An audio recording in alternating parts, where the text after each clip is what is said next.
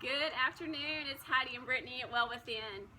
Guys, we are just so excited to come to you today to share really what the heart of Well Within is. And we just shot a live video, Facebook video the other day with the title Healthier, Becoming a Healthier You. And this was just a glimpse of the heart, like we said, of Well Within. It even can go back to our logo, how we came up with the logo Well Within. It's based off of 3 foundational principles or cores. And if you look at the logo, you'll see 3 lines at the bottom. One being for your mind, well within your mind. Second one, well within your body. And the third, well within your soul. And so if you build yourself off of those 3 core foundations, you're well within, and in the top you have the fruit of being well within. And that's the kind of fountainish like look at the top. I guess it's kind of what inspired us to use that logo and share with you guys where we're coming from as far as our mission, because we really feel like this is a mission field for us. And Brittany, you're going to start us off with that first foundation of being well within your mind. Right.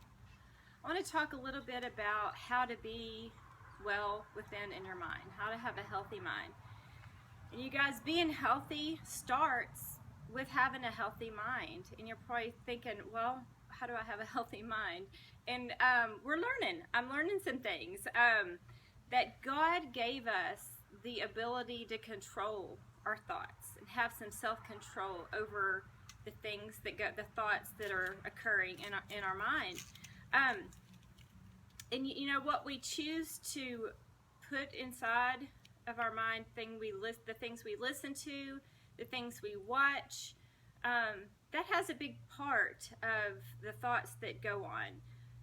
And so I also think that what we tell ourselves a lot of the times, a lot of our negativity comes from ourselves. A lot of the negative self-talk that we speak to ourselves.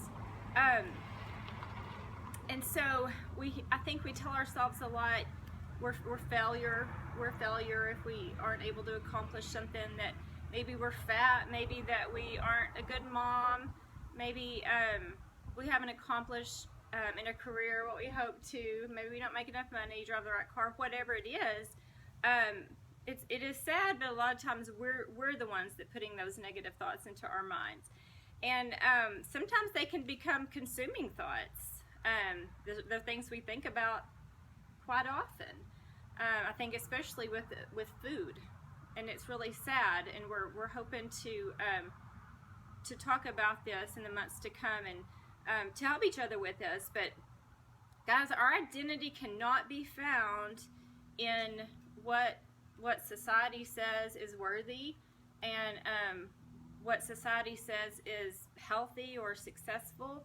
We are worthy just because we are, just because we're God's creation. Mm-hmm. We're worthy and we're enough.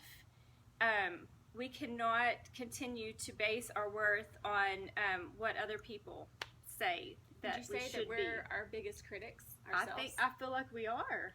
And so it has to start with us then, right? Yes. And so that is one thing, you have to realize that, and you have to understand that in order to make some changes.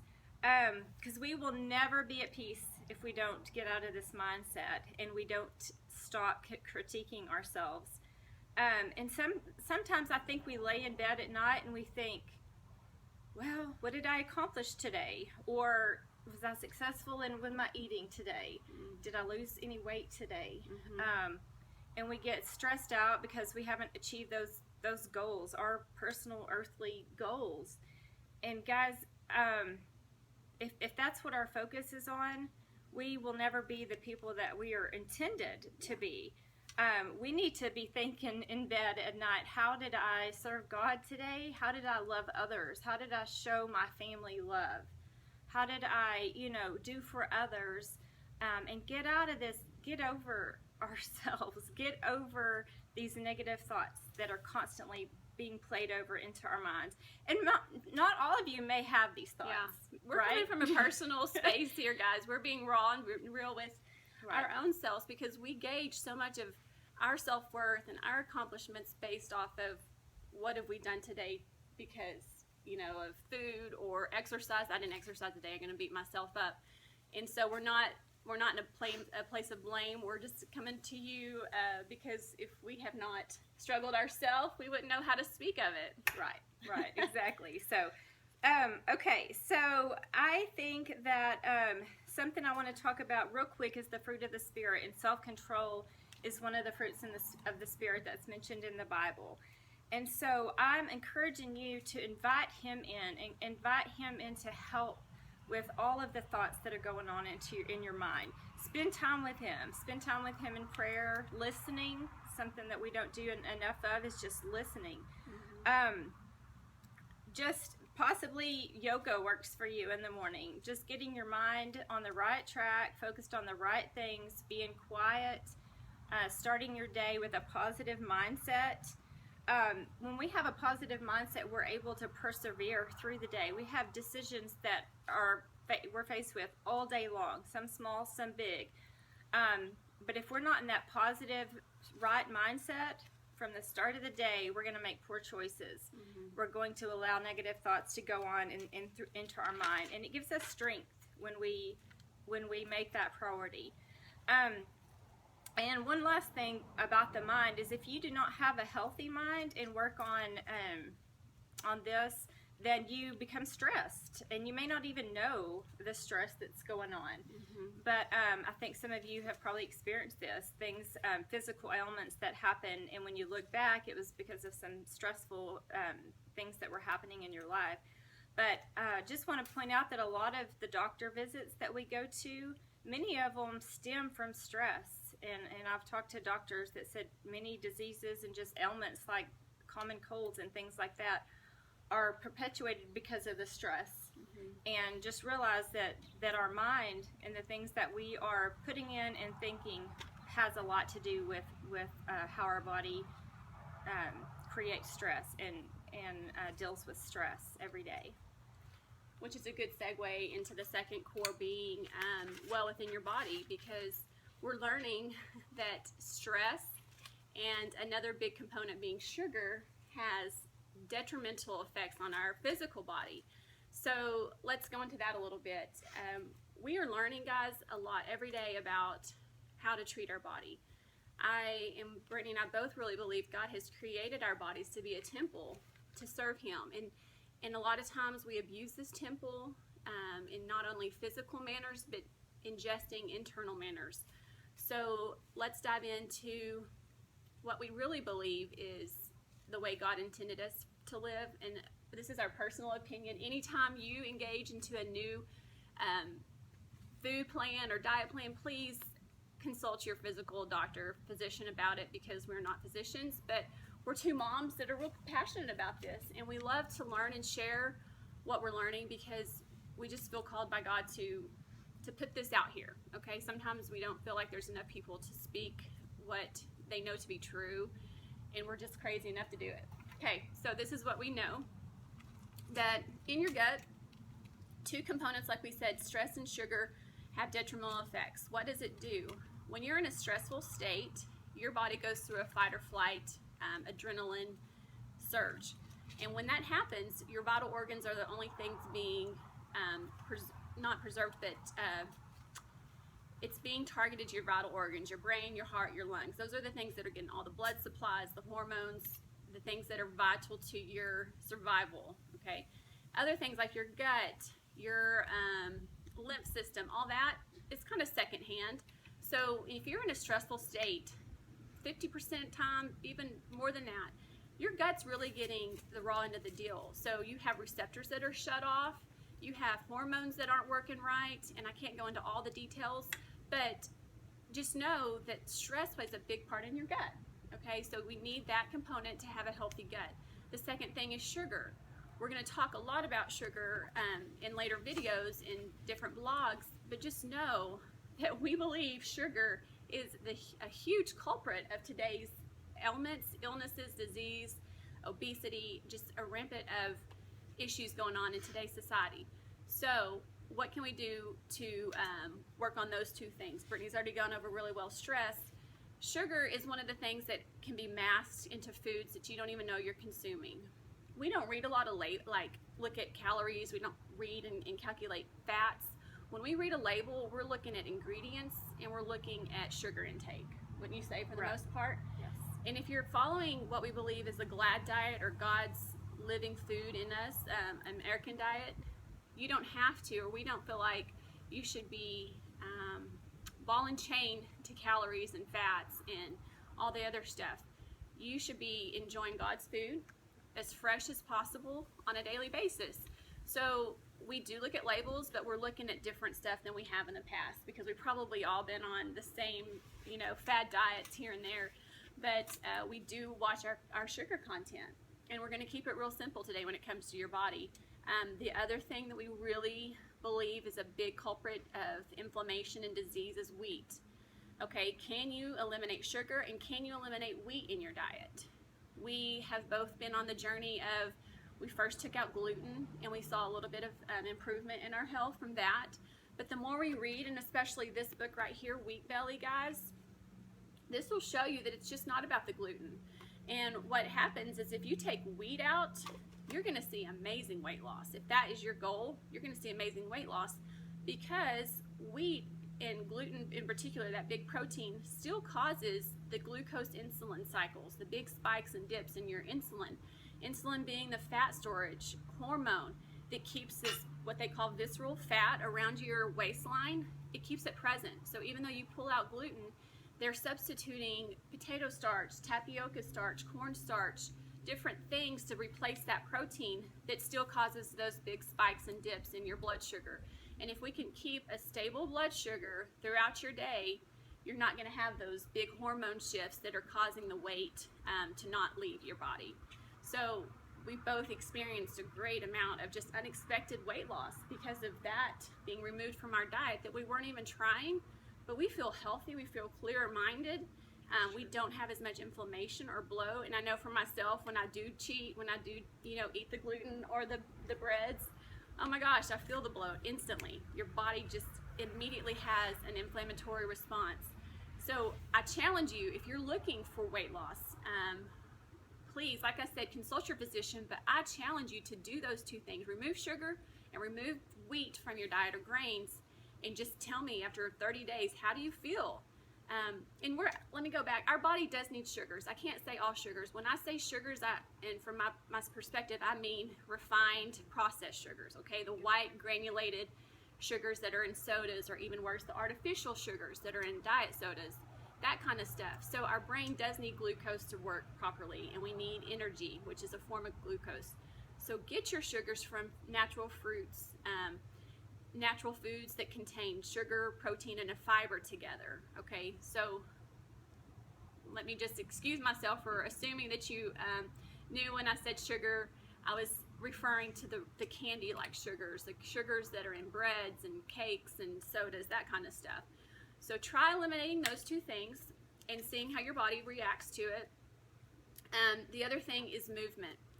Guys, I can only say that we make a priority for what we really care about, okay? Exactly. And I know for a lot of you out there, exercise may not be a priority, but you have to get up and move. And reason being, we need to sweat. We need to sweat on a daily basis, some sort. Sweating causes a detox effect into your body, where you're flushing out through your lymph system's toxins. It's the lymph system, it's the only way it can actually get flushed out is through a sweat process or exercise process. So what are you doing on a daily basis to sweat? If you live by the ocean, get out there and you go swim, surf, whatever. I'm jealous because I should be there with you. Not an option. If you're in West Texas, get out here in the heat and walk. Walk your dog, get on the bike with your kids. It doesn't have to be training for a marathon. We've said that before, but move your body 30 minutes a day or more, at least 5 days a week. Okay, do give your body a little bit of rest time, but you have to sweat some sort of way. The other reason being that we release endorphins when we sweat. Okay, endorphins being that feel-good hormone. It goes back and ties into the mental health of being well within. You want to feel good. You want to be proud of the accomplishments and your progress. So get out there and move your body. Churn the waters. Don't let your body be a stagnant body of water where infection and bacteria grow. Get out there and move. And always hydrate yourself. Every morning, start off by drinking water, guys. Water is your friend. Get to know it, love it, embrace water. The other things we feel like are acceptable are organic coffee. Organic coffee is one of the greatest detox methods out there. Coffee in general is the heaviest sprayed coffee products, and so choose organic. And this is something we're just discovering, and we have a fun little video we're going to shoot about our superfood coffee that we've stolen from Danette May, and we give her all the credit that it's so fun and it's good, and it's just superfood powered packed coffee. And then teas, unsweet tea. Eliminate the teas. Flavor your water and your tea with fruit, guys. Enjoy that. Don't feel like you have to go cold turkey. Cut it down in half. You know, shorten it. Shorten the amount of sugars you put in there, but please try to cut back on the sugar. Slowly, steps, whatever you need to do. That kind of moves right into spiritual health and spiritual wellness. I think most of you would agree that today in our society, for the most part, maybe we aren't as healthy as we should be, maybe physically overweight for some of us, but on a whole, I think that we are spiritually underweight. And what I mean about that is that I feel like we try to find our meaning in life and to feel grounded and settled by turning to people, by turning to foods, by turning to maybe alcohol, drugs. And when I go back to people, some of us, even as mamas, turn to our kids to give us our identity. And guys, if we're going to look for that in other people to help our souls feel complete, we're not going to ever find it. Yes, some of those are good things, of course, but at the heart and the root of our soul, we need to allow God to go on this journey with us. And if we expect to be successful in this journey of making healthier choices, living a healthier life, and we don't invite Him in, more than likely it's not going to be successful. And He is giving us everything we need, all of the tools that we need to find peace and to experience success in our health. And I just want y'all to know that we are made for more than this vicious cycle of becoming healthy and exercising and eating right, and then going back and feeling guilty because we've made a mistake, or gaining 10 pounds back, and just back and forth. We get on these diets, we lose weight, and then we gain weight back, and we just start feeling guilty and it's shameful and we're not good enough. We are made for more than that. That is not what He wants for our lives. And so I want us to tap into the power that He has given us through His Spirit. He's given us His Word. He's given us the ability to communicate with Him openly. And that same power that created this whole earth, created all this food we're talking about, is available to us and will help us get past this tendency of us that we have to cycle back and forth.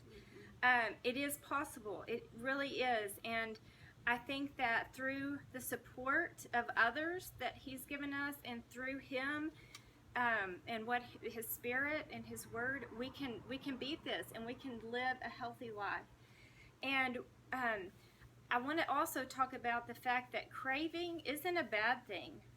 We were made as humans to crave things, and most importantly, to crave the relationship that He wants with us. In the Bible, it talks about seeking His kingdom first, and another word for seek in the Bible is crave, and crave that relationship, and crave that walk with Him more than anything else, more than food, more than a relationship with our spouse, more than making enough money to retire someday. All these aren't bad, but we have to have that desire to be one-on-one and have a relationship with Him first. The craving that He wants for us is real, and it's not a bad thing. It's just who we are as humans. Let's see. If we don't strive to live a healthier life with the mind, the body, and the soul, we're not going to have the energy it takes to live a vibrant life. And so I'm kind of tying this up. I want us to think about the most important goal here in all of this that we've talked about is to getting to know Him better. And getting to know Him better is going to help us live healthier, help our mind be healthier, help our soul and our spirit and our bodies just to be healthier. It's all tied together. And let's see here. A journey back to a healthier lifestyle, like I said, will be very unsuccessful without Him. And so I thank you for listening to us today. And you may not agree with everything we said, but like I say, we're speaking from our heart, and we're all on a journey together.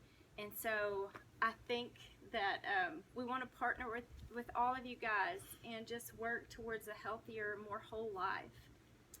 We just hope that this really helps inspire you to maybe find that mental peace, the physical wellness that you're looking for, or that very important spiritual connection that maybe you're lacking or you've never had. So just reach out to us, give us your feedback. We'd love to hear from you. Leave us comments. Just engage. Let us know what you think, what you agree with, and what you feel like would add extra wellness, if you would say, to what we're trying to spread. Thank you guys so much. We hope you have a really blessed day, and we look forward to hearing from you soon. Bye. Bye.